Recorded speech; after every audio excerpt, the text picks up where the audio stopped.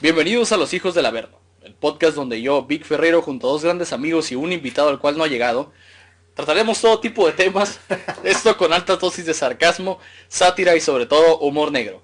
Y como siempre conmigo, las estrellas celestes, en este caso la de la violencia, Amir Carrillo. ¿Cómo estás, amigo? Ando bien, pero quiero comentar algo del invitado, pues ya es que la primera vez pasó a fallecer porque se puso bien pedo. Esta segunda vez, pues, ya no dijimos nada, ¿no? Es que nuestros invitados realmente son igual de pedos que nosotros, hay que considerar eso, ¿no? Sí. Son igual de pedos que nosotros y pues obviamente a veces van a fallecer antes de... Obviamente como grabamos los domingos, están crudos. A huevo. También conmigo el día de hoy la estrella celeste de la furia, Ricardo Martín. ¿Cómo estás, amigo? Muy bien, aquí andamos, mira, todo tranqui. No estoy crudo. Muy importante. Ok. Bueno, creo que el tema de hoy ya lo habíamos hablado. Ahora me tocaba a mí tratarlo. Y no sé por qué siempre elijo temas relacionados con el satanismo, güey. ¿Alguno de ustedes me puede decir por qué? La respuesta no está en tu corazón, dirían los religiosos. Yo creo que la respuesta va en todo el tema del podcast, ¿no? Cómo nos llamamos, Sí, ¿no? los pseudónimos. No sé si la frase hijos del Averno te suena, güey. Como que algo da a entender, güey, pero no estoy seguro todavía. Explícales a los pendejos qué es Averno, porque lo van a decir. ¿Qué? ¿Por qué? El Averno es una variante o una forma de decirle al infierno. Estúpido. En el catolicismo, cristianismo se les dice así. Y pues, para que sepan, hijos del Averno significa, pues en este caso, pues puede ser hijos de la verga o pues, hijos del infierno, ¿no? Entonces, bueno, pues vamos a darle, ¿no? Con las bendiciones ¿A quién de vamos a ver? Baphomet, Balam y Belzebú. Arre. Va, jalo. Ok. Todavía no he hecho un pacto con el diablo. Y después el libro, voy a creer que no me voy a atrever a hacerlo. Esto lo dice el periodista y escritor Manuel Jesús Palma Roldán, quien en los últimos meses se ha adentrado en oscuras profundidades satánicas, entre comillas, para escribir La estirpe de Fausto.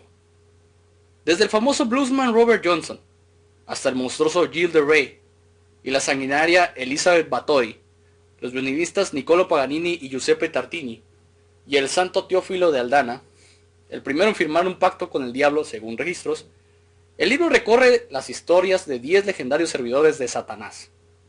Son personajes particulares o peculiares e históricos y 100% reales, según el periodista, que en algún momento de su vida decidieron tomar un atajo e invocaron supuestamente al maligno para satisfacer sus deseos a una costa de convertirse en sus lacayos. Hoy les vamos a hablar de los seducidos por el diablo, los siervos de Satanás.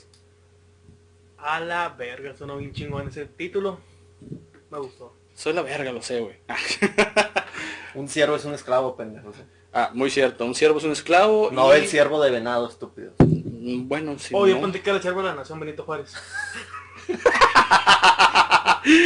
Ok, no, eso tampoco es. Ay, Obviamente no vamos a hablar de la historia de Benito Juárez, pero les quiero decir que ese cabrón tiene mucha cola que le pisen y no es lo que parece, para que no se van a ir por otro lado. Y pues obviamente, antes de iniciar, nos están escuchando en Spotify, allá atrás están en YouTube. Hola, para los que no saben. Y pues obviamente ya sería nuestro séptimo tema. Sexto, ¿no? Séptimo, porque ya subimos el de mitos marinos el sábado pasado. Sí, bueno. Sería el séptimo episodio O sea, ayer fue el sexto. Para ellos ayer. Ayer fue el sexto. Sep- Séptimo, Séptimo. octavo, noveno. Van 7 ya. Y a ese güey le toca el décimo. Sí, ok. Bueno, vamos a empezar. Del doctor Johannes Faust, o Fausto, para los compas, ya se dijo a su muerte que era el mismísimo diablo quien había cobrado lo que era suyo. O sea, él, su vida. Su cuerpo se encontró totalmente mutilado por una explosión provocada por uno de los experimentos del nigromante. ¿Saben lo que es el nigromante? Ahí sí te va a quedar mal. ¿No? ¿A mí? Un nigromante es el que trabaja con restos humanos, con cuerpos para invocar magia oscura. Órale. Es como un es esotérico, pero trabaja más con los cuerpos, restos humanos. Y profana tumbas.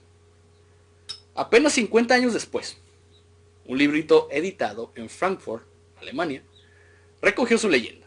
Ya muy popular, Fausto es un paradigma del pacto con el diablo. Y el eterno insatisfecho, como se le dice al maligno, que toma el mal atajo en busca de sabiduría y poder. Como mencionábamos antes, creo que antes era el podcast, los tres tenemos un sobrenombre o un nick de un demonio. Y los tres estamos de acuerdo que los demonios son bien a toda madre, güey, te brindan conocimiento, te dan riquezas, poder y cuanta madre, pero siempre tienes que entregar algo a cambio. Los culeros son los ángeles. Así es. Esos les vale verga completamente, ¿no? Destruyen todo y les vale pito Tú todo. comentabas que es una mamada venderle tu alma. Técnicamente un pacto con el diablo no existe, güey. Bueno, más bien venderle tu alma al diablo no existe. Un pacto sí se puede lograr hacer, pero tienes que tener unos medios muy complejos para poder lograrlo. Más bien es como un cambio. Ajá. Exactamente. Cambian algo, un aspecto de tu vida al tú entregar algo. Es la ley del intercambio universal, güey. Eso es lo como se manejan los demonios. Ok. La figura del diablo y el saber que han ido históricamente de la mano. La idea de que no conviene llegar a los conocimientos que no son para ti. De una persona solo puede ser feliz cuando vive ignorante. Viene de muy lejos y se implantó como base de muchas religiones.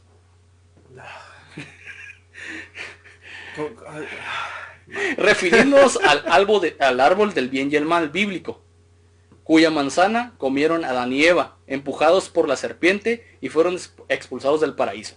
El jardín de la... Simón. También el mito de Prometeo hunde sus raíces en esta idea. El titán devuelve a los hombres ese conocimiento simbolizado en el fuego de los dioses, que había robado y al ser castigado a ser devorado cada día por un águila hasta que Hércules lo liberara. No sé si sabían que Hércules liberó a Prometeo. No. No, ni idea. Es parte del mito.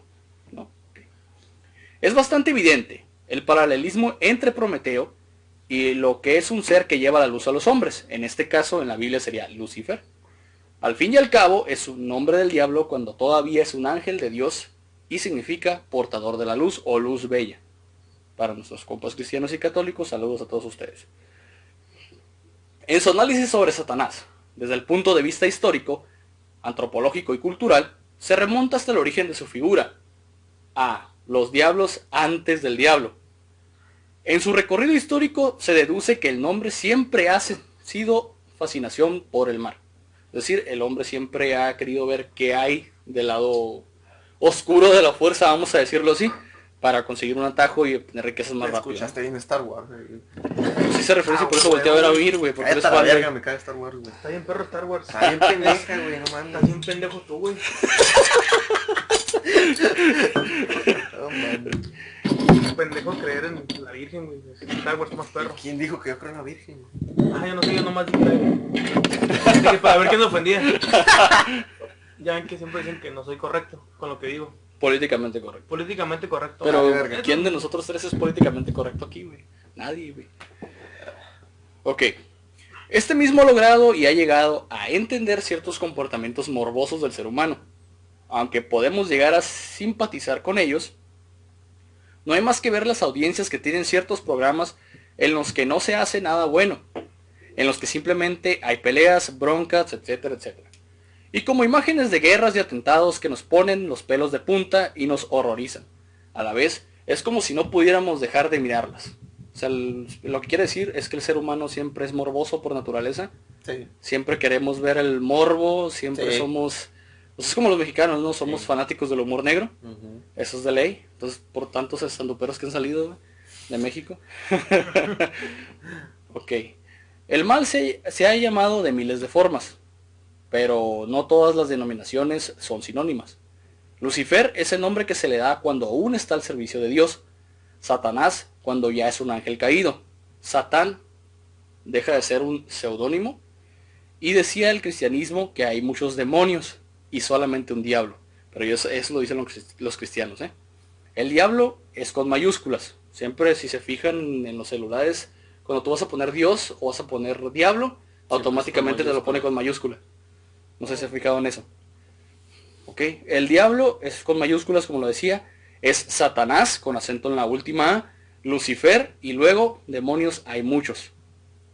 En los gremorios de la Edad Media, ya saben cuál voy a mencionar, el Asgoetia, Baphomet, Balaam y Belcebú, para los que entendieron la referencia, entre muchos otros, son ángeles caídos o demonios creados por Satán para tener su propia corte en el infierno. Y cada demonio tiene su cargo en el infierno. El tesorero, el encargado de los pactos, Todos esos se les llama lucífagos. O sea, los que creen en los demonios se les llama lucífagos. O sea, así como mortífagos de Harry Potter, pero aquí son lucífagos, güey. También de Harry Potter, pétalo. Ese me gusta, Me pero... vale verga si Más te o gusta, menos. güey. No me gusta. A la verga, pues a mí me vale más verga lo que te Ay, güey. Luego está la figura de Mefistófeles, que es el nombre que escogió el Goethe o Goetia para su pacto con Fausto, que es el que mencioné al principio. Las primeras referencias del pacto con el diablo son cristianas, de santos que pasaron por crisis de fe, y luego se arrepintieron y pudieron al final romper ese acuerdo con la interacción o intermediación, por ejemplo, de la Virgen. Creemos que lo que intenta cortar con estas leyendas o contar, sobre todo al principio cuando se trabajaba en historias moralizantes, era un fin que no justifica los medios. Y que por más que quieras conseguir ese éxito, ese poder, si lo haces de forma equivocada, lo más que vas a tener son problemas. Eso sí, también debe existir una forma para romperlo. Estos acuerdos con el maligno, muy presentes durante la Edad Media, aún hoy provienen de manera metafórica, entendidos como la unión entre dos enemigos para lograr un fin. La figura del diablo, como el reverso de Dios, seguramente es por haber sido tan estigmatizada durante siglos, es ahora un tabú que genera un interés morboso. Es lo que mencionaba, o sea, el ser humano, todos estamos y somos seducidos por, obviamente, querer saber qué está pasando. Ok, al punto a lo que voy, para hacer un paréntesis, es, todos nos creamos en una familia católica, tú y yo, ¿sí? En el seno de una familia católica. En algún momento de nuestra vida tenemos un... Cristiano. Bueno, cristiana, católica, whatever, es lo mismo, güey. Entra en la misma corriente. En algún momento de nuestras vidas tenemos nuestras dudas, güey. De que, oye, ¿por qué eso es así? ¿Por qué ese señor está clavado en la cruz? Desde los 8 años. ¿Qué fue lo que hizo? ¿Por qué hay que temerle a Dios? Esa es una de las dudas que yo tuve, güey. ¿Por qué hay que temerle a Dios? O sea, ¿qué nos va a hacer? ¿Qué hay que Porque hay temerle? que temerle al diablo. La ¿Qué mía era, chingas te va a hacer? porque hay que ser bueno para ir al paraíso. Ajá, exactamente. Porque güey. hay que ser bueno en la vida para que no te vayas al infierno. Y... Ándale. ¿Qué? O sea, sinceramente, ya hablando fuera de lo que vamos, del escrito y del podcast, sinceramente, güey, ok, para las personas que creen en el cielo y en el infierno, güey, ¿hay algún testimonio de que eso exista? Son libres de creer en lo que quieran, pero... Obviamente, güey, no Pero- tengo ningún problema y creo que tú tampoco, ni tú tampoco, no güey. lo tengo, pero sí, a mí me saca de pedo que, ay, que si no haces esto, te vas a ir al infierno. Y, no mames. Me vamos a concordar algo los tres. Ay, Lo por- peor es el fanatismo. Ay, no mames. El fanatismo es lo que nos pegan la madre los tres. O Es sea, una mientras mamada, digas, güey, es una yo soy mamada. católico. Ok, Y se soy respeta, católico pero no y creo en mames. Dios. Ahí está. Ya con eso. Chido tu cura, no, Ah, chingón. con Mira, eso, por güey. ejemplo, yo, güey, traigo el martillo de Thor Ujú. y abajo traigo la etiqueta celta, güey. No sé si creo que Andrés fue el que me preguntó qué significaban algo, ¿no? Andy, Ujú. en nuestro grupo de Messenger, ¿no? Y que le dije, sí, güey, eso es protección. O sea, todo símbolo, toda simbología tiene un significado, güey. Según cómo tú lo interpretes y yo lo interpreto, güey. Y eso es lo mismo para todos los pinches 7.7 millones de personas, billones de personas que somos en el mundo, güey. O sea, por eso hay tantas religiones, güey. Porque cada religión interpreta al creador o a Dios como a ellos se les da la gana interpretarlo, güey. Exactamente. Entonces, el asunto aquí, güey, y es como dijiste tú la otra vez, que dijo un profesor tuyo de la uni, güey, que es ilegal ir predicando por la Exacto, calle güey. lo que tú crees, güey. Y sí es cierto, es ilegal hacerlo, güey. O sea, yo puedo hacer una iglesia basada en los 11 mandamientos del satanismo, güey, pero no puedo ir por la calle entregando volantes de que mi iglesia está en tal parte, güey. Es ilegal, güey. ¿Sí me entiendes? O sea, no, güey, no se puede. Simplemente, güey, vamos o sea, nos estamos saliendo un poco del tema, güey, yo lo sé. Y los que nos están escuchando y viendo también, güey. Pero los 11 mandamientos de la iglesia de Satán, güey, así. Satanistas, satánicos es muy diferente, ¿eh? Son dos cosas diferentes. Satanistas, güey, son aplicables a la vida cotidiana, güey. No hacen sacrificios, güey. Esas personas ven por el bien común de las demás personas. Se basan más en el libre albedrío, güey, que en adorar el opuesto de Dios, güey, que hacen los satánicos. O sea, ya entendiste la diferencia entre satanista y satánico, ¿no? O sea, para que ustedes también lo entiendan, bola de pendejos. Entonces, es incorrecto llamar a una persona satánico, güey, cuando esa persona ni parece satánico, ni hace rituales satánicos, y no adora al diablo, güey. Todos contaminan. Sí, güey, es lo pendejo, güey, la neta, güey. Pero en fin, ¿no? O sea, cada quien. Bueno, regresando al tema. El caso famoso más reciente es el de Robert Johnson.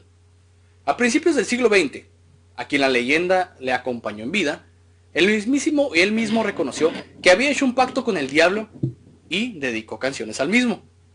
Era una figura fundamental para entender la música del siglo XX, a quien recibió o rindió, vamos a decirlo así, inspiró a Eric Clapton, Jimi Hendrix, como lo mencionábamos. Fue además el primer exponente mítico del Club de los 27. No sé si han escuchado de ese club, los integrantes. Sí, Todos mueren a los 27 años. Güey. Ese es posiblemente un podcast muy bueno también para un futuro. Formados por músicos que mueren en edades tempranas, en el que están también Janis Joplin, Jimi Hendrix, Kurt Cobain o la más reciente, Amy Winehouse. Y todos los que falten para sumarse a esa lista, ¿no? Faltan muchos. De hecho, yo cuando cumplí 27, güey, hace 4 años, me acuerdo que el Máster César Buenrostro, saludos a él allá en Ciudad de México, me dijo, felices 27, espero no entres al club de los 27 tú también. Okay, o sea, es mame de él, ¿no? Ok, seguimos. Otros muchos músicos o artistas transgresores han sido tachados de satánicos, pero pocos son los que consideran o se consideran adoradores del diablo. Bandas y músicos dentro del black metal, una corriente extrema del heavy metal surgida en el norte de Europa a finales del siglo 80, iba a decir, de los años 80, pero para la mayoría de los que han asumido el papel de satánicos, entre comillas, en realidad buscan provocar polémica y el paso de algo es la publicidad gratuita. Ya lo hicieron los Rolling Stones, creando además ese himno que es Sympathy with the Devil, ¿lo han escuchado? O bandas posteriores como Judas Priest y Black Sabbath, que solían utilizar símbolos relacionados con el satanismo y el diablo en sus presentaciones, pero más por imagen y marketing que por otra cosa. Esos güeyes no son satánicos, no son satanistas, solamente quieren asustar a la gente. Aprovechen la fama, pues. Sí, a huevo.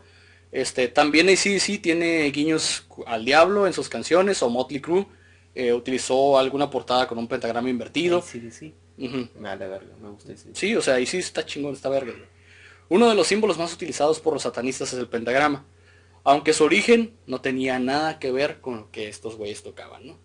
La iglesia de Satán, de Anton LaVey, realmente tiene muy poco que ver con Satán en sí, porque lo toma como una figura simbólica de un rebelde. Nacido de una contracultura americana en los años 60, era una mezcla de rebeldía y espectáculo. Todo parafernalia pura y dura, en la que muchos famosos entraron al trapo. ¿Se puede considerar a Marilyn Manson creyente del diablo por haber sido ordenado por el sacerdote de la iglesia de Satán? ¿Verga? Lo repito, ¿se puede considerar a Marilyn Manson creyente del diablo por haber sido ordenado en la iglesia de Satán por Anton LaVey? ¿Se le puede considerar? Cada uno que entienda como lo quiera.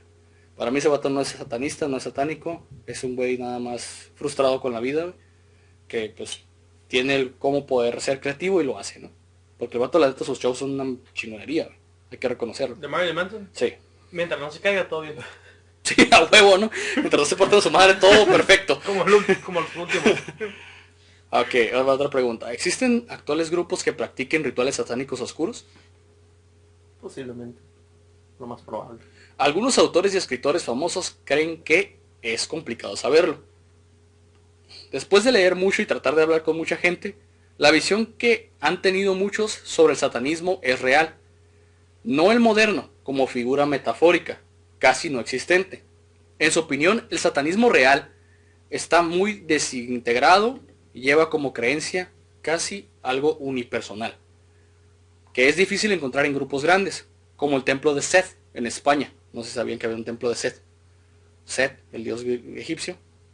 Hay adoradores de él en España, ¿eh? A la verga. No tiene casi presencia. Son grupísculos, así se les dice, muy pequeños de 10, 15 personas, güey. Es como nosotros, ¿no? Los pistialga, güey.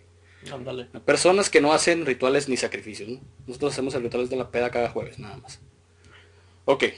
Escribir sobre Satanás y sobre vidas de quienes se dice pactaron con él llega a dar miedo en algunas personas porque te das cuenta de lo que es capaz de llegar a ser el ser humano por obtener lo que quiere. Ejemplo de esto son Gilda Ray y Elizabeth Bathory. Yo pensé que las mujeres eran el ejemplo. Por eso, Elizabeth Bathory es un ejemplo muy Yo personal. pensé que las mujeres en general. Las mujeres en general pueden ser sirenas, como el podcast pasado, güey, que lo dijimos, güey. Ajá. Que evolucionaron de tener aletas a tener 2 pies, güey. Sí, güey. O 2 piernas en este caso. Porque pues ya me di cuenta el día de ayer, ¿no? Que sí pueden seducirte con la pinche voz nomás. No lo hubieras hecho caso y se hubiera muerto, güey.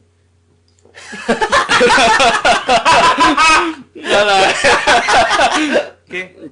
Muerta por jugar en la verga. Ok. No se cree que estuvieran en sus cabales cuando hicieron su pacto demoníaco. A su juicio, son casos extremos de otros tiempos de nobles que se creían dueños de sus siervos y la endogamia habitual entre la nobleza de ese entonces. Hay que considerar que estamos hablando de la Edad Media, güey. Las creencias son muy conservadoras, sería la palabra correcta. Porque, o sea, él era tu señor feudal, güey. Y te chingabas, güey, porque él era el que tenía que rendirle cuentas siempre, ¿no? Pues sí. Y eso era la ley de Herodes, güey. Te chingas o te jodes, no había de otra, güey. Sí, o sea, es la verdad, güey. Chingue, eso te jodo. Se cree que muchas de estas cosas están en la cabeza. Y si no quieres tomar en serio, pues no les puedes dar importancia. Y no la va a tener.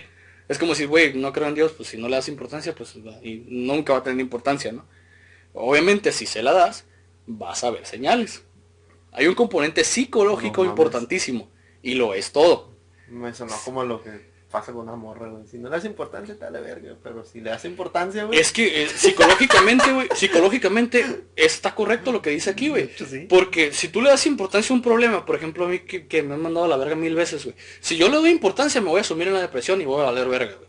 Pero Quizá- mírame ahorita, o sea, estoy bien Quizás a te hubieras gusto, unido güey. al club de los 27, güey. En aquel entonces tal vez, güey. Pero, mira, pues, estoy bien a gusto, güey. Sigo siendo yo, güey. No cambia nada, ¿no? Chingue su madre el mundo, güey, ya, güey. Sigo odiando a la humanidad como siempre, güey. Ya, es todo, güey. Ok. Si tiene claro que puede ser más listo que los demonios, o sea, uno puede llegar a ser más listo que ellos, güey. Y menos que el diablo. Eso es una ley de huevos, güey. O sea, puede ser más listo que cualquier demonio, pero del diablo te la pelas porque no puede ser más listo que él, güey. Y que las cosas no son siempre lo que aparentan. O como dice la película de Constantine, ¿ya la vieron? Sí. Cuando se muere el ayudante, güey. Que le dice, nada es como dicen los libros. Ándale. Ándale, exactamente, es lo que dice aquí, güey. Y sí. Que al conocer de dónde viene la persona que no ha sido juzgado como mala, puede llegarse a entender el camino que ha recorrido hasta llegar hasta donde está. Todos tenemos un oscuro pasado. Te lo dije la otra vez. En efecto. Sí, o sea, todos tenemos un pasado triste, güey, o un pasado oscuro, güey, o de esas mierdas. Esas pendejadas. Esas pendejadas. El diablo ha sido inspiración de más o menos una serie de obras magníficas. Escucha, resalta magníficas, ¿eh? Huevo. Desde El Paraíso Perdido, John Milton, El retrato de Dorian Gray, ¿ya la vieron esa? Está bien vergas, güey. De Oscar Wilde. Y Sympathy with the Devil, de los Rolling Stones. También tiene lugar en nuestra cultura. Pero, ¿quiénes son los siervos más famosos de Satán, güey? Esa es la pregunta, güey. ¿Quiénes son, güey? Y vamos con el primero de ellos. Víctor Ferreiro. Hola. Robert Johnson. Nuestra gramola viaja esta semana hasta lo más profundo del sur del profundo norteamericano. Un territorio mítico y fulqueriano. Así dice la palabra, ¿eh? Luciano. Simón. Donde las viejas banderas confederadas duermen vencidas sobre el polvo. Donde los negros, perdón, afroamericanos, voy a decirlo yo, se ganaban la vida con lo que se les terciaba, o sea, con lo que les pudiera tener a su mano, ¿no? Donde por las noches se oye un lamento en las almiñas y las ponzoñas, brisa del delta, revuelve la caballera de Absalom. A la vera, parece un poema esto, güey. Ruido y furia que nos transportan hasta Clearsdale, en el cruce de la autopista 61, a la que mucho tiempo después revisaría Bob Dylan. Bob Dylan. Ujú. Con la 49. O sea, la ruta 49, no la 49. Apuntan los historiadores que es la cuna del blues. Y precisamente en este cruce de caminos, la plantación de Dorky, esta noche, mientras un viejo perro que ladra a la luna, un joven afroamericano estaba tocando su guitarra a la luz de las estrellas. Quiere ser el mejor, él lo ha dicho. Lo ha querido desde que era un niño. Primero con la armónica, ahora con las 6 cuerdas, la guitarra. Es pobre y vagabundea de aquí para allá, tocando en jaritos de la mala vida y peor, muerte. Es decir, bares de mala muerte, ¿no? Allá donde dan un plato de estofado y un trago de whisky para aclararse el gaznete, o sea, la mente. Ni siquiera quien es su verdadero padre no lo sabe, pero esta noche es su noche. ¿Por qué? De pronto y entre las sombras surge un hombre, también afroamericano, pero grande, o sea, gigantesco. Agarra la guitarra de nuestro joven amigo, al que ya es hora de que se presente. Se llama Robert Johnson. Con paciencia y maestría le afina hasta llegar a la perfección. Esa guitarra aúlla como una manada de coyotes. Se lamenta como un coro de cientos de cimarrones. Gime como las esclavas violadas de los algodonales. Hecho el trabajo, se la devuelve a Johnson. Nada de dinero por su servicio. No le cobra nada. Bueno, Robert, no lo tiene. El hombre, al que Johnson empieza a verle el rabo y los cuernos, le cobra o le cobrará en especie el alma del músico en un futuro, a cambio de convertirse en el mejor músico del blues de todos los tiempos pasados, presentes y futuros por haber. En menos de un año, Johnson ya es un bluesman elegido para cambiar la historia de la música popular. Y lo consiguió, pero apenas son solamente 29 canciones de su autoría. Pero con una técnica guitarrística revolucionaria, con una voz y unos falsetes que podrían los pelos de punta al mismísimo Jules Briner. Briner, perdón, me equivoqué, porque dije Briner, no sé, ¿qué estoy pensando? También fue pionero del uso de la guitarra slide, esta técnica que consiste en deslizar sobre las cuerdas un tubo metálico. Tiempo atrás era un sencillo de un cuello de una botella, o un bootneck. Esta madre la rompías y lo usabas como si fuera... hay un video, güey, de Godsmack, no sé si han escuchado esa banda de hard rock, una de mis favoritas. Hay un video donde el guitarrista, güey, agarra un caballito de tequila y lo pasa sobre las cuerdas, güey, como está tocando. Y hace como que la guitarra huya, güey, como si fuera un lobo. Esa madre es una técnica usada anteriormente, güey, por Robert Johnson, él fue el que la inventó, güey. Incluso las letras avivaron lo típico y lo atípico del género bluesero de aquel entonces. Johnson canta a lo fugaz de las relaciones humanas, la vida de los vagabundos y las versiones terroríficas e irracionales de los mismos.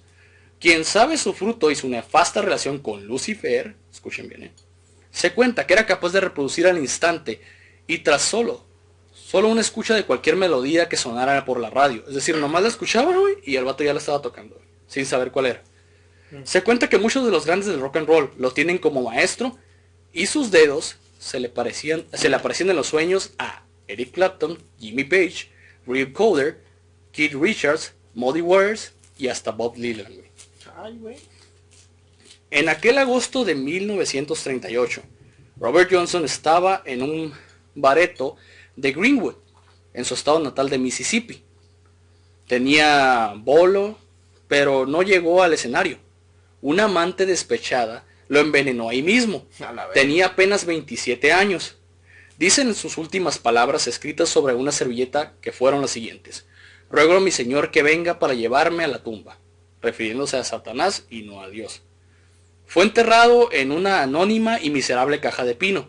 Quienes contemplaron sus últimos momentos de vida aseguraron que después a los cronistas que arrastraba las cuatro patas y echaba espuma por la boca. Estaba envenenado, güey.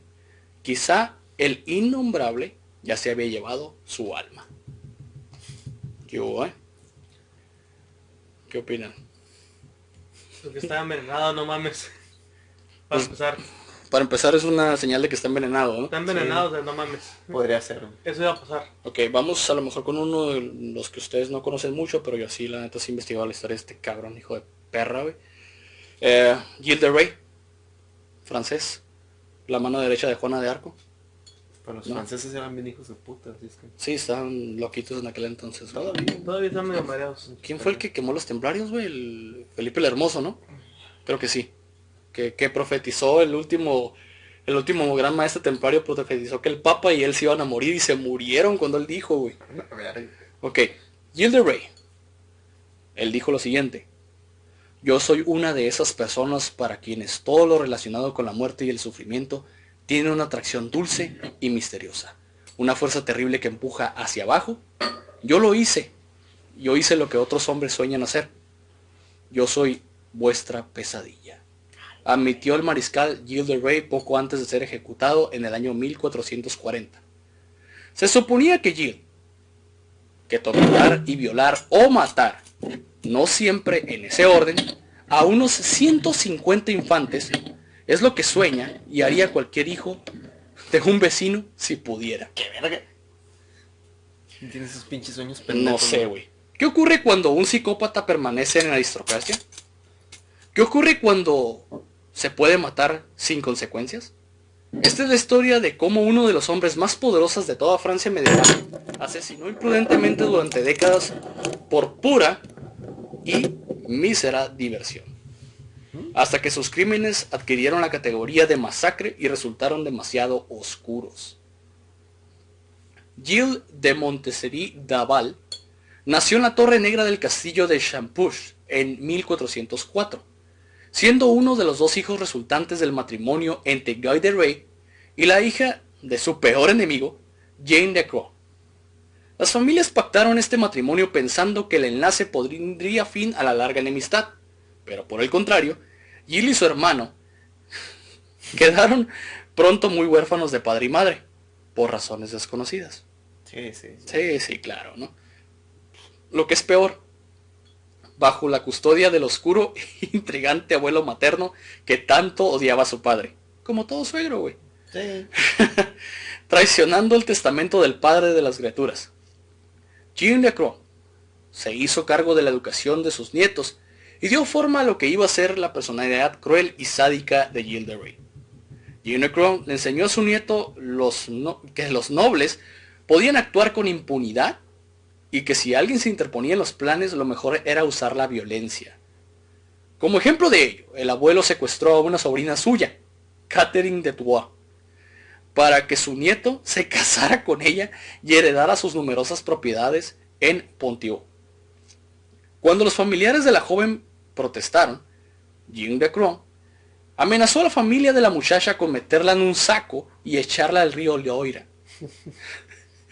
Y como insistieron, el tiránico abuelo, hijo de perra, golpeó y encerró en sus mazmorras a los emisarios de Tours, quienes ellos, un tío de la muchacha que moriría durante su cautiverio, o sea, nunca les dio de tragar, güey.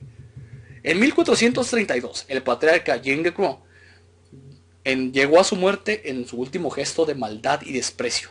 Le dio de herencia su espada a René, el menor de los 2 hermanos, y se arrepintió en sus últimos días de haber criado a un ser tan despreciable como su otro nieto Gilles de Rey, su compañero de armas fiel, Juana de Arco. O sea, para los que no saben, la historia oscura de Juana de Arco es que este viejo cabrón la sacó de la aldea donde vivía, güey, y le enseñó el arte de la guerra, diría Sun Tzu, ¿no? Sun Tzu. Los placeres violentos tienen fines violentos. Eso todo el mundo lo sabemos. A través de los métodos criminales, Jean de Croix se convirtió en uno de los nobles más acodolados y poderosos de toda Francia medieval. Su violencia perseguía un objetivo económico, no así la de su nieto, pero más bien buscaba divertirse. Tampoco ayudaron las circunstancias históricas para calmar sus nervios. En medio de la guerra de los 100 años, entre Francia e Inglaterra, Gilles de Rey descató por su crueldad y temeridad en la batalla cuando todavía era un adolescente imberbe. La compañía que él dirigía se hizo célebre por encabezar las cargas de caballería más temerarias y, con aquello, se ganó el aprecio de Delfín de Francia. O sea, era el apodo que le ponían.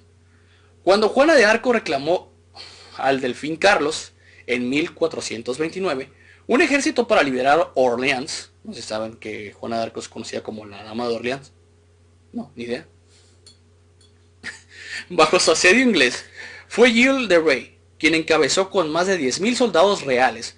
Su cadena de victorias le valió el nombramiento de mariscal de Francia y una heroica asociación con Juana de Arco, solo interrumpida por su captura a manos de los ingleses.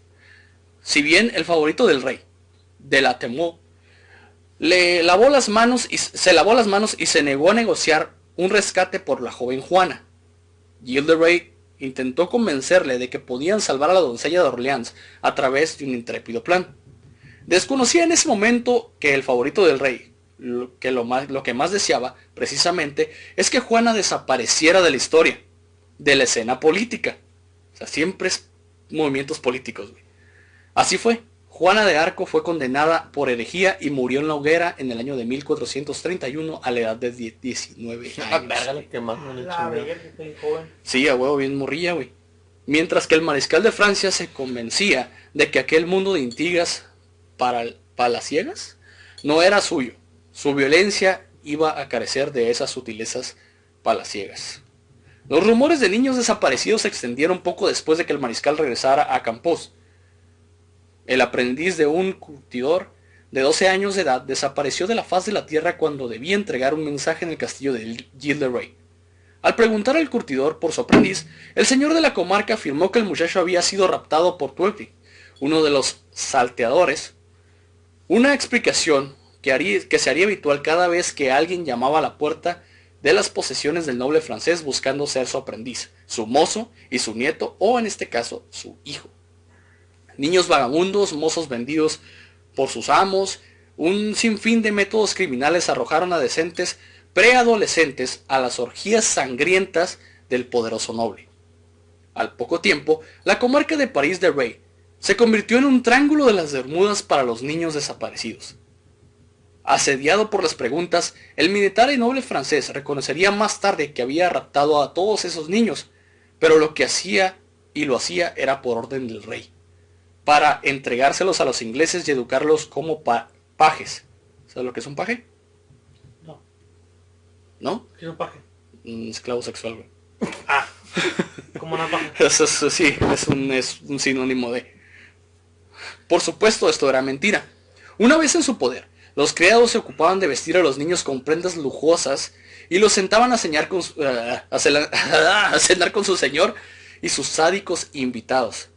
Tras el banquete, Gilderay y sus acólitos embriagados se retiraban con los menores a una sala preparada para el horror. El noble francés y sus hombres torturaban y violaban a los niños hasta la muerte. Si el muchachito gritaba, lo colgaba del cuello, y de Ray lo violaba en esa postura. ¡Qué verga! Sí, güey, así de sádico está el pedo. La mayoría de los niños acababan la noche decapitados, desollados e incluso descuartizados.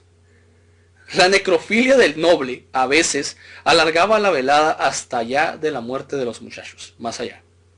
Así ordenaba que les abriesen los cuerpos y disfrutaran cómo la visión de sus órganos internos se hacía presente. Un sobreviviente o superviviente de aquellas orgías de la muerte, al que le perdonó la vida en honor a su belleza, narró cómo una vez muertos besaba a los niños, solía tomar las cabezas y las extremidades más hermosas de los mismos, las levantaba para admirarlas y lloraba lamentándose lo que había sucedido, güey. A la verga. ¿Qué verga? Sí, güey, este güey fue un pinche sádico, güey, ¿entiende? Tras la sangre y los gritos, el arrepentimiento se instalaba en la mente de Gilles de Rais. Durante horas, quien juraba y rejuraba no volver a repetir sus crímenes y querer bajar a la Tierra Santa para redimirse. Sí. Pero adivinen qué, ¿Qué? no lo hacía. Claro que no. Su camarilla de locos le sacaba del estado de postración cada mañana, hasta que acumuló la salvaje cifra de 150 niños brutalmente asesinados. La ruina económica terminaría con su sangría. ¿Ajá? Sus espectáculos sangrientos y otros dispentos dejaron vacías las arcas del mariscal de Francia. El fracaso de su empresa a la hora de salvar a su compañera de armas, Juana de Arco, le había sumido desde entonces en una profunda depresión que combatía rezando y bebiendo. Se zampaba, según las crónicas, 5 litros diarios de licor de 22 grados. Que esta frase de decadencia económica se rodeó de personajes cada vez más extraños, brujos, nigromantes, eso decían, alquimistas y sobre todo satánicos, cuyos poderes proveían de salvarle de la ruina. Uno de aquellos personajes estrafalarios, Prelati, condujo a una ceremonia que consistió en conjurar a un demonio llamado Barrón. Para ello requirió el sacrificio de más niños y una serie de rituales satánicos que, tarde que temprano, iban a explotarle en la cara al aristócrata. El hermano de Gilles de Rais entró en escena para evitar que el patrimonio familiar siguiera consumiéndose para surfar las orgías del mariscal. Viendo cerca la posibilidad de que todos los tribunales entregaran al hermano el castillo de Marcoux, también su propiedad, el mariscal incineró los cuerpos de más de 50 niños que habían mandado guardar en la torre. Todo el reguero de restos de los menores era demasiado largo como para ocultarlo. 50 cuerpos de niños, o sea, no mames, güey. En una puta torre de un castillo, vete a la verga, ¿no? Este güey es como, no sé, güey, el Punisher de aquel entonces, ¿no? Ándale. En las indagaciones del hermano de Jill, que tampoco pretendía que la locura de su familiar fuera de orden político o público, le siguieron al duque de Bretaña, Juan V, y el obispo de Nantes, Jean de Mazotou. ¿Qué tal mi francés, güey? Bien vergas, ¿no? Quienes buscaban una forma de derribar el poder de los Rey. Por desgracia, ni siquiera decenas de esqueletos de niños, si es que eran hijos de artesanos y campesinos, bastan para abrir un proceso en contra del noble tan poderoso, güey. O sea, todavía que encontraron los 50 cadáveres, que le encontraron que había matado 150 morros, güey, cómo lo había hecho, no pudieron chingarlo todavía, güey. Un verdadero incendio judicial lo provocó el propio mariscal al secuestrar a un sacerdote relacionado con el duque de Borgoña. El odio hacia el tesorero del duque, hermano del sacerdote, como se acostumbraba en aquel entonces, llevó a Gilles de Rais a secuestrarlo hacha en mano mientras celebraba misa menor en una iglesia. Esta era San Iteni. El escándalo posterior e investigación derivaron de un proceso que el señor de Rais fue acusado de 34 asesinatos solamente y la desaparición de 140 muchachos. Escucha bien, 34 de los 50 y 140 de 150, güey. Además de los pecados de sodomía, herejía y violación en lugar sagrado, güey. Los demás se murieron solos nada Sí, más. sí, los demás se los cargó la verga porque pues así quiso Por débiles. Dios en aquel entonces, ¿no? Durante los interrogatorios, Gilles de Rais insultó a los jueces llamándoles, ¿qué? Prevaricadores. Y dijo que prefería verse colgado en una soga a contestar las preguntas tan curridas y lugadellos. Dicho y hecho, Gilles de Rais y sus cómplices fueron condenados a la horca por un tribunal eclesiástico, entre comillas, ya que sus cuerpos fueran quemados hasta que ellos solo quedasen cenizas. El 26 de octubre de 1440, el mariscal necrófilo fue ahorcado en Nantes. Desde el platíbulo, antes de que se ejecutara la sentencia, confesó públicamente sus crímenes y dio un discurso sobre los peligros de la juventud disoluta. Sus palabras, sin embargo, no convencieron a la muchedumbre de que había asistido solo para maldecir a aquel monstruo durante su ejecución. ¿Qué tal este hijo de la verga, güey? Está pesadito, ¿no? Un chiloco de mierda, güey. Hay muchos pinches maníacos así, güey, ni pedo. Erzsébet Báthory, conocida como Elizabeth Báthory, la condesa Erzsébet Báthory de Edsel, castellanizado Elizabeth Báthory, fue una aristócrata húngara, perteneciente a una de las familias más poderosas de Hungría. Ha pasado la historia por haber sido acusada, condenada de ser responsable de una serie de crímenes motivados por su obsesión por la belleza, y que le ha validado el sobrenombre de la Condesa Sangrienta. Una mujer que más ha asesinado en la historia de la humanidad, con una contabilidad de 650 muertes. Uno de sus antepasados fue Vlad Tepes, conocido como Vlad el Empalador. Nació en el seno de una de las familias más antiguas y adineradas de Transilvania, los Erdeli. Sus padres, los condes Ana y Jorge Báthory, eran primos. Su abuelo materno fue Esteban Báthory de Sopio, y su tío materno fue Esteban I Báthory, príncipe de Transilvania, y rey polaco entre 1575 y 1586. El escudo de armas de su familia consiste en 3 dientes de jabalí de plata sobre un campo de gules. No sé qué son gules, tú eres chef, ¿tú sabes lo que son gules? No, un poco de eso. Ok. Ahora me da una pinche hortaliza o algo así. Lo más seguro, güey. Entre el resto de los familiares se encuentran un cardenal y varios príncipes.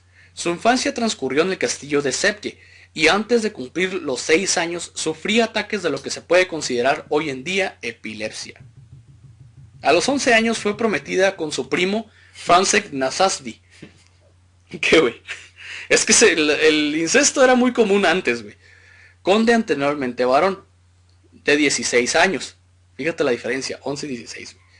A los 12 años pasó a residir en el castillo de su prometido y nunca tuvo buena relación con su suegra, Úrsula. O sea, su tía. Simón. Clase de nombre. Úrsula la verga. Imagínate, eran acá tía, sobre todo madre, nomás empezó a andar con su pinche sobrino, ya de era con él. Sí, a huevo. Culera. A diferencia de lo que era propio de esa época, recibió una buena educación y su cultura sobrepasaba la de la mayoría de los hombres de ese entonces. Era excepcional. Hablaba perfectamente húngaro, latín, alemán, entre muchos otros idiomas. Mientras que la mayoría de los nobles húngaros no sabían ni deletrear ni escribir. Pendejos. Hasta el príncipe de Transilvania era prácticamente analfabeto al lado de ella, güey. Un idiota. Ajá, un pendejo. A los 15 años, el 18 de mayo de 1575, se casó con Fredrik Nasadi, su primo. Para entonces ya contaba con 20 años de edad. Él. La ceremonia tuvo lugar de gran lujo en el castillo de Varano y acudieron más de 4.500 invitados. Incluso se invitó al emperador Maximiliano II, güey. ¿Le suena ese nombre? Pero no pudo acudir. Fue Fredrik quien adoptó el apellido de soltera de su esposa, mucho más ilustre que el suyo. Se fueron a vivir al castillo de Sarche en compañía de su suegra Úrsula y otros miembros de la casa. El joven conde no estaba mucho por ahí. La mayor parte del tiempo estaba combatiendo en alguna de muchas guerras de la zona, lo que mereció el apodo del Caballero Negro de Hungría. Existe un registro epistolar de que Fered y Exebet, o sea, Báthory, intercambiaban información sobre las maneras más propias de castigar a sus sirvientes. Esto era normal entre los nobles de Europa del Este de esa época. Las posesiones de esta pareja de nobles húngaros eran enormes, y requería además un férreo control sobre la población local de origen húngaro, rumano e inclusive eslovaco. Fered y Elizabeth apenas se veían debido a las actividades guerreras del primero, así como no fue hasta 1585, 10 años después de su matrimonio, que la condesa tuvo su primera hija, llamada Ana. Y en los 9 años siguientes también dio a luz a Úrsula y Catalina, o sea, nombró a una de sus hijas como su suegra que la trataba de la verga, güey. Le valió verga, güey. No, pues es que aquel entonces a lo mejor el vato tuvo que ver ahí, O a güey. lo mejor la tía le dijo, ponle mi nombre, culera. Sí, si no te mato aquí muy Sí. corto, ¿no? Finalmente, en 1598, alumbró a su único hijo varón, de nombre Pablo. Güey, es que el pinche nombre es bien verga, se queda. Pablo. Es como cuando en la vacación, acordé de la vacación de los patos, güey. Pato, peto, pito, poto. No, a mí no. Ay, no, Ay, güey. pues. El 4 de enero de 1604, el Caballero Negro de Hungría, como se conocía a su esposo, por su fiereza a la hora de combatir, murió en súbita enfermedad tras una de sus batallas y dejó viuda a Elizabeth, que contaba con 44 años de edad en aquel entonces. Es aquí cuando comienzan, según sus acusadores, sus crímenes. Para empezar, despidió a su muy odiada suegra del castillo, Ah, que se la junto verga. con el resto de la parentela Nasadi, o sea, la familia del esposo. Las sirvientas de las que se habían protegido en aquel entonces, hasta el momento que fueron llevadas a los sótanos y ahí recibieron por fin los castigos que, en opinión de Isabel, se merecían, güey. Esto dejó que Isabel en una situación muy peculiar. La señora feudal, como se le decía, era muy importante en el condado de Transilvania, metida en todas las intrigas políticas de aquellos tiempos convultosos. Pero según el ejército con que proteger su poderío, por la misma época, su primo Gabor I Báthory se convirtió en príncipe de Transilvania en aquel entonces, con el apoyo económico de la riquísima Etzsebet, o sea, ella. Gabor, o Gabriel traducido, se metió pronto en una guerra contra los alemanes por complejas razones políticas. Esto le ponía en peligro de ser acusada de traición al rey Matías II de Hungría. Viuda, como era, se vio más vulnerable y aislada que nunca. Por esa época que empiezan a escucharse rumores de que algo muy siniestro ocurre en el castillo de Elizabeth, a través de un pastor protestante local. Escucha. Llegan historias de que la condesa practicaba brujería y para ello utilizaba la sangre de muchachas jóvenes, una acusación muy popular en la época, similar a las que se realizaban contra los judíos y desistentes. Matías II ordena a un primo de Isabel, el conde palatino Jorge Tutso, enemistado con ella, obviamente, que tome el lugar con sus soldados y realiza una investigación en el castillo. Dado que la señora Báthory carecía de fuerza militar propia, no hubo resistencia. Según la investigación del conde Tuso, hallaron en el castillo numerosas muchachas torturadas en distintos estados de desangrado y un montón de cadáveres por sus alrededores.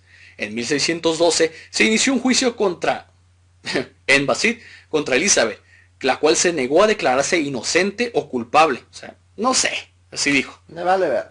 Sí, le procedió a valer una hectárea de verga, güey. Y no compadeció, acogiéndose en sus derechos nobletarios. O sea, soy condesa, güey, soy la verga, no me pueden acusar. Quienes lo hicieron por la fuerza fueron sus colaboradores.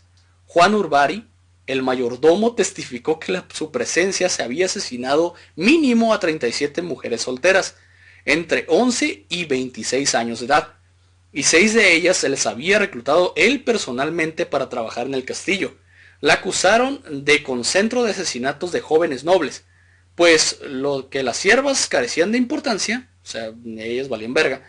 En la sentencia todos fueron declarados culpables, algunos de brujería, otros de asesinato y además de cooperación. Todos los seguidores de Elizabeth, excepto las brujas, fueron decapitados y sus cadáveres quemados. A la verga. Este fue el destino de su colaborador Fitzio. Y las brujas Dorotea, Elena y Piroska. Esto será rusa o algo así. Les arrancaron los dedos con tenazas al rojo vivo. ¡A la verga! Pero por haberlos empapados con sangre de cristianos, güey. Fíjate nada más cómo entran las pinches creencias aquí, güey. Y las quemaron vivas. Una burguesa de la zona acusada de cooperación también fue ejecutada. Katrina, así se llama, que con 14 años era la más joven de sus ayudantes de Isabel, salvó la vida por petición expresa de un superviviente, aunque recibió 100 latigazos en el cuerpo. Eso para que no se te olvide, ¿no? Ajá. Pero la ley impedía que Elizabeth, una noble, fuera procesada y fue encerrada en su castillo. Tras inductoria de sus aposentos, los albañiles sellaron las puertas y ventanas, dejando tan solo un pequeño orificio para pasar comida. Finalmente, el rey Matías II de Hungría pidió su cabeza por las jóvenes aristócratas que supuestamente habían muerto a sus manos, pero el primo de esta le convenció para que retrasara el cumplimiento de la sentencia de por vida. Así es que la condenaron a cadena perpetua en confinamiento solitario. Esta pena implicaba también la confiscación de todas sus propiedades, lo que Matías venía ambicionando desde tiempo atrás. El 31 de julio de 1614, Elizabeth, con ya 54 años de edad, dictó testamento y sus últimas voluntades a sus 2 sacerdotes de la catedral del arzobispado de Arzogum. Ordenó que lo que quedaba en las posesiones familiares lo fuese dividido entre sus hijos. El 21 de agosto de 1614, uno de los carceleros vio caída en suelo boca abajo. La condesa Elizabeth Báthory estaba muerta después de haber pasado 4 largos años encerrada y sin siquiera ver la luz del sol. Pretendieron enterrarla en la iglesia Sech, pero los habitantes locales decidieron que era una aberración que la señora infame fuera enterrada en el pueblo, además en tierra sagrada. Finalmente, y como era uno de sus últimos descendientes de la línea Exet de la familia Báthory, la llevaron a enterrar a la cripta de la familia Báthory en el pueblo de Exet, al noroeste de Hungría, el lugar de procedencia de la poderosa familia antes mencionada. La localización de su cuerpo aún es desconocida. Todos sus documentos fueron sellados durante más de un siglo y se prohibió hablar de ella en todo el país. 2 años después, las hijas y el hijo de Elizabeth fueron finalmente acusados por traición, por apoyo a su madre y a la guerra contra los alemanes. Ana Báthory, prima de la condesa, llegó a sufrir tortura por este motivo en 1618, cuando contaba con 24 años, pero sobrevivió. Finalmente, la mayor parte de la familia Báthory-Nasadi huyó a Polonia. Algunos retornaron después en 1640. Su nieto sería ejecutado en 1671 por oponerse al emperador alemán. Los archivos nacionales de Hungría conservan abundante documentación sobre ella y particularmente cartas personales y actas de juicio.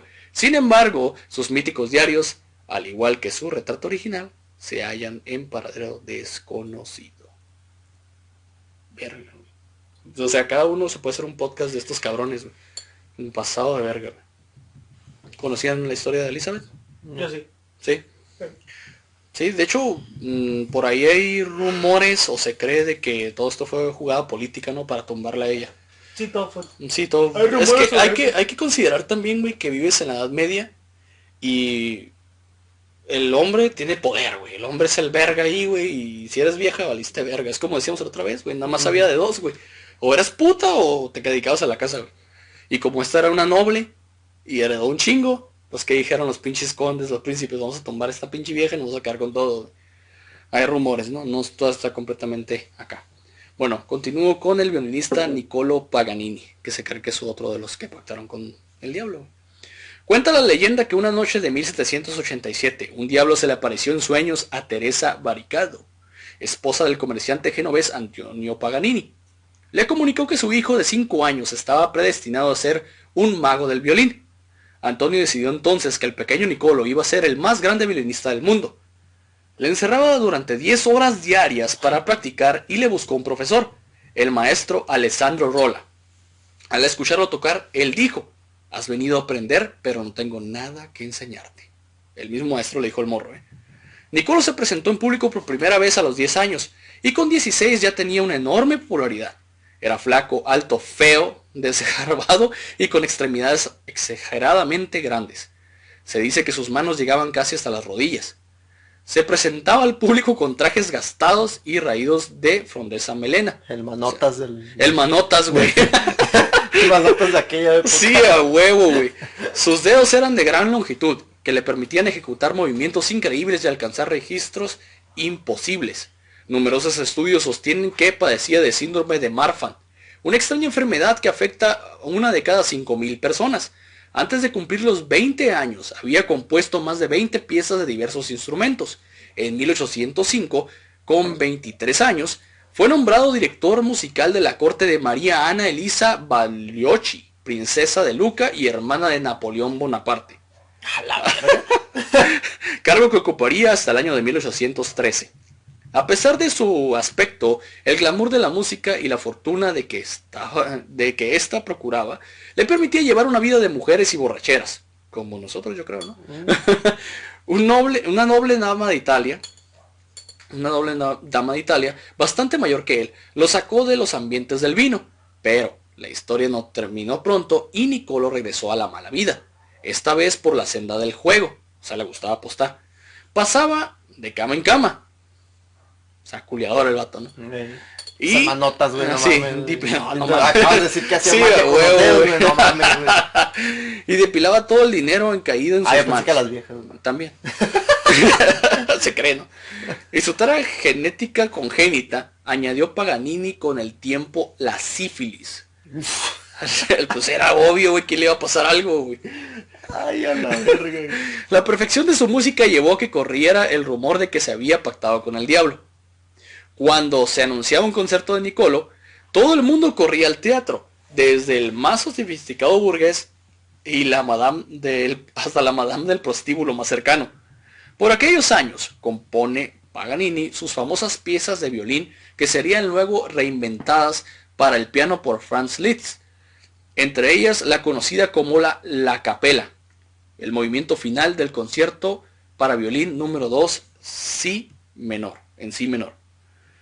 Paganini contrajo matrimonio con la cantante Antonia Bianchi, pero con la que tuvo un hijo al que llamó Aquiles. A la Pinche verga, hombre verguero, nombre güey. verguero. A Ok. huevo, güey. Falleció en Niza, Francia, el 27 de mayo de 1840. El obispo de la diócesis negó el permiso para su entierro y su ataúd permaneció varios años en un sótano a causa de sus pactos supuestamente demoníacos. Pinche gente ignorante, güey. Pendeja, güey. Aquí nos das cuenta que la gente cuando nos hace algo dices que es del diablo. Sí, Pues güey. es que O era sea, cuando demuestras un poquito más de inteligencia que ellos para algo es como que no mames, es que tú tienes pactos con el diablo. No, Es ándale. que eso era lo de la época, güey. O sea, no podías explicar cómo este güey era la verga. Este güey pacta con el diablo. Sigue pasando. Sigue Y sigue pasando. pasando, güey. Sigue pasando. Giuseppe Tartini, músico italiano, violinista, compositor y estudioso de la música de su tiempo barroco, uno de los mayores virtuosos del violín de su época. Sus innovaciones en el estudio del violín no fueron superadas hasta la llegada del anterior mencionado Niccolò Paganini. Tartini nació en Pirano, ciudad península de Istria, en la entonces República de Venecia, hoy Pirán, Eslovenia. Su madre era eslovena y su padre era veneciano, comerciante de sal y administrador de tierras de la costa de Istria. A Tartini, segundo de 4 hermanos, su padre le destinó una vida eclesiástica, o sea, métete a la iglesia porque es lo mejor, ahí hay dinero, ¿no? Fue el mejor alumno de la escuela de San Felipe Neri de Pirano. Con 12 años, en 1704, ingresó en el colegio de los padres de las escuelas pías de Capadocia, donde recibiría una formación musical básica. Ahí empezó su amistad con Antonio Bandini, que duraría toda la vida. Estudió leyes en la Universidad de Padua. Los estudios le resultaron ser tan difíciles que dispuso de mucho tiempo libre para dedicarse a su pasión, la esgrima. Se batió en muchos duelos, estaba muy interesado en perfeccionar el arte de la esgrima, hasta el punto de tener intención de marchar a París para convertirse en maestro de armas, si no fuera porque conoció a Elisabetta Premasori. Porque todos valemos verga cuando conocimos a una mujer. Es lo que estaba pensando. Sí, güey, o sea, todas las historias que hemos contado, güey, o los vatos quieren tumbar a la morra, o los vatos valen verga por una morra, güey. La relación no fue probada por el padre de Tartini, porque ella era de clase social baja, güey. Y había una diferencia de edad abismal. Cuando falleció o sea el padre, se casó en secreto el 27 de julio de 1710 en la iglesia de Carmín. Desafortunadamente, Elisabetta era la protegida del poderoso cardenal Cordaro, quien acusó a Tartini de secuestro. Este, viéndose en peligro por ser procesado, huyó a Roma disfrazado de peregrino. A huevo, güey, o sea, esto ya lo haría, güey. Vagó de un lugar a otro hasta que encontró refugio en el convento de San Francisco, en Asís. Protegido por su pariente el fraile Giovanni Batta Torre, quien le escondió por 2 años y le animó a mejorar sus conocimientos del violín, olvidando desde sus días de escuela. El maestro organicista del convento, el célebre Václav Maciej-Czernowiski, le dio lecciones de música. Además, sus años de tranquilidad le cambiaron su carácter superficial y pendenciero a fiable y modesto. Su retiro habría durado más si no hubiera sido reconocido cuando tocaba en el coro de la iglesia. Enseguida, supo que el cardenal le había perdonado y que buscaba para que se reuniera con Elisabetta. ¡Qué hijo de... ¡Ah, no mames, güey! Quien había quedado recluida en el convento de Padua. O sea, no mames, primero no acepta tu relación con esta morra, güey, porque pues obviamente el cardenal quería pedo con la morra, güey, y lo acusó a este güey de que la había secuestrado. Este güey huye y ya cuando lo reconocen en un convento, en una iglesia, porque toca el violín ahí, ahora sí, ¿sabes qué, güey? Eres famoso, vente, güey. Ahora sí te puedes casar con la morra. Ándale. Cuando ya me la tiré como 10 veces de seguro, güey. A huevo, güey. 12. Clásico en estos días. En 1714 se dirige a la ciudad de Ancona para trabajar de violinista en el teatro local. Las enseñanzas del músico Giulio Terni le vieron muy bien para perfeccionar su técnica del violín. Tartini descubrió que lo que llamó el fenómeno del tercer sonido, no lo voy a pronunciar en italiano porque no lo sé, porque viene la palabra, el hacer sentir que las notas superiores conseguían la resonancia de la tercera parte de la nota del acorde. No entiendo eso, güey, porque no sé de violín. Retorna a Padua en 1716, donde conoció y se hizo amigo del compositor y teórico Francesco Antonio Balotti. Tartini fue el primer propietario conocido de un violín fabricado por Antonio Silvadri en 1715. Este violín lo heredó de su discípulo Signor Silvani, que a su vez lo dejó a Karol Lipinski, quien deriva el llamado Stratovarius Lipinski. No sé si lo han oído, ese violín. Vale sí. Un huevo, güey. Ok, en 1716, en un concierto en honor al príncipe electo de Sajonia, que sería el rey Augusto III de Polonia, tuvo la oportunidad de escuchar a Francesco Maria Vernazzini en el Palazzo Moderno de Venecia. En el arte de Vernazzini impresionó a Tartini, pero también descubriría su propia inferioridad técnica. O sea, el güey lo escuchó, vio que ese güey era mejor que él, se sintió la mierda y se fue a practicar para ser mejor que él, güey. Tartini quedó muy decepcionado consigo mismo, hasta el punto de marchar de Ancona y aislarse para practicar sobre todo la técnica del arco En los años 1717 y 18 se dedicaría a tocar en la región de Marcas, Le Marche, en los estados pontificios, donde aparece en su primer violín en la orquesta del Teatro de la Fortuna de Fano. Tartini mejoró muchísimo. En 1721 es nombrado maestro de la capilla en Segundo Santo, en Pauda, en un contrato que le permitía dar conciertos para otros. En 1723 viajó a Praga, República Checa, con su amigo Antonio Bandini, para participar en celebraciones musicales en la coronación del rey Carlos II de Bohemia, así se llama el lugar. En Praga, Tartini y Bandini. A la verga, güey, suena como pinche, no sé, güey, Tango y Cash, güey. Conocieron entre otros al compositor y teórico de la música Johann Joseph Fuchs, al violincesta Antonio Caldara y al laudista Silvius Leopold Weiss. O Weiss, ajá, Weiss, es alemán, ¿no? Al término de las fiestas, Tartini y Bandini, otra vez, güey, suena bien vergas esa combinación, güey, optaron por quedarse en Praga a presentar su servicio a la familia del conde Kinsky, que también el príncipe Laubwisk. En 1726, debido a los problemas de salud de Tartini por el clima de Praga, vuelven ambos a Italia. Tartini se establece definitivamente en Pauda, donde continúa su trabajo de músico en la Basílica de San Antonio. Su contrato le permitió ofrecer conciertos fuera de Pauda, así tocó en Parma, Bolonia, Camerino, Roma, Ferrara, Verona y con frecuencia en la cercana de Venecia.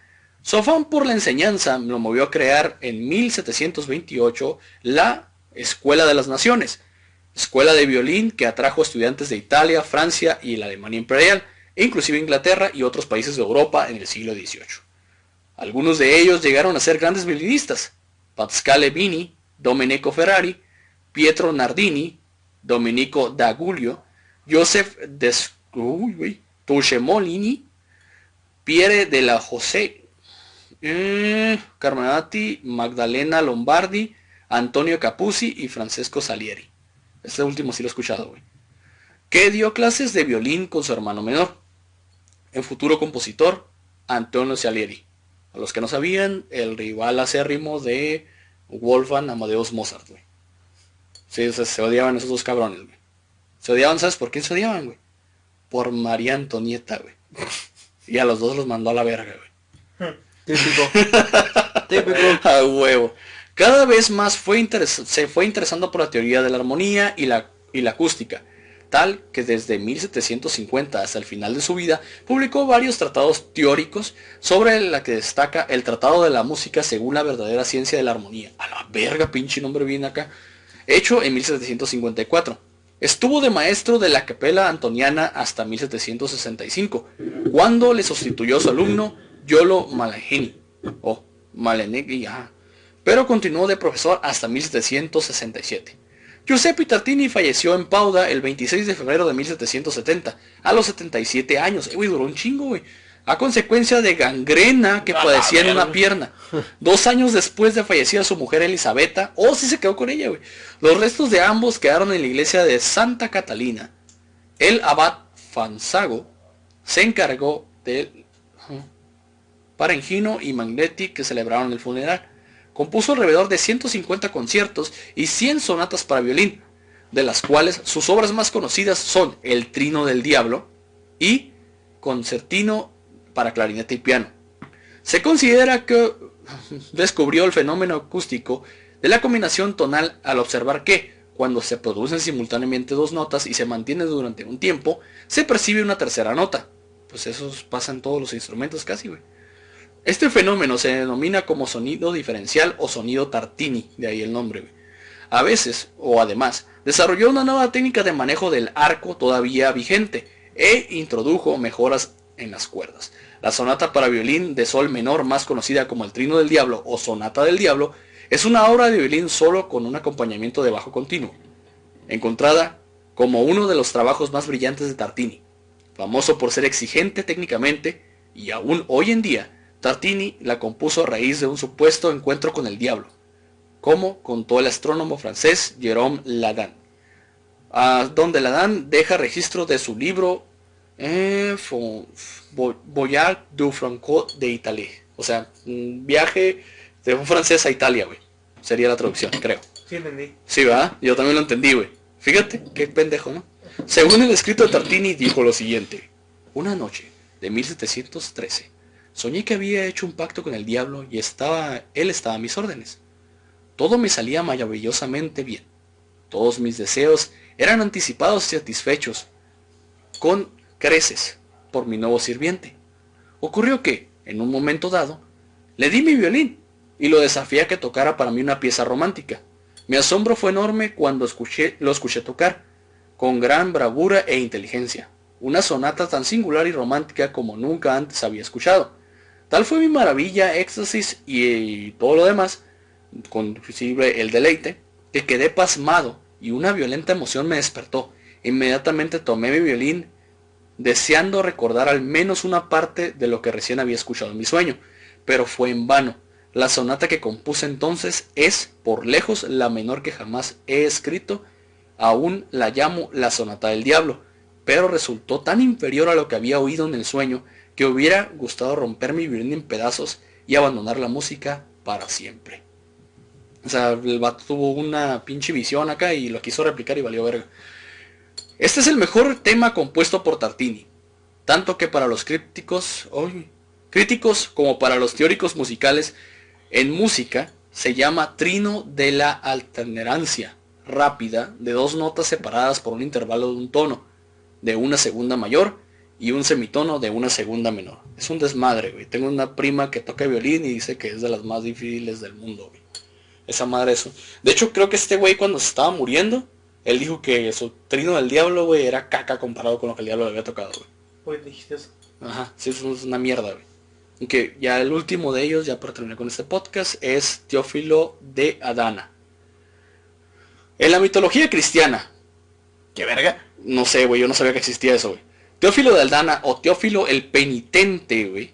Teófilo, amigo de Dios o querido por Dios, era un clérigo infeliz y desesperado. Sí, que güey. Infeliz por el es amigo poco de Dios, éxito güey. de su carrera mundana debido a la enemistad con su obispo.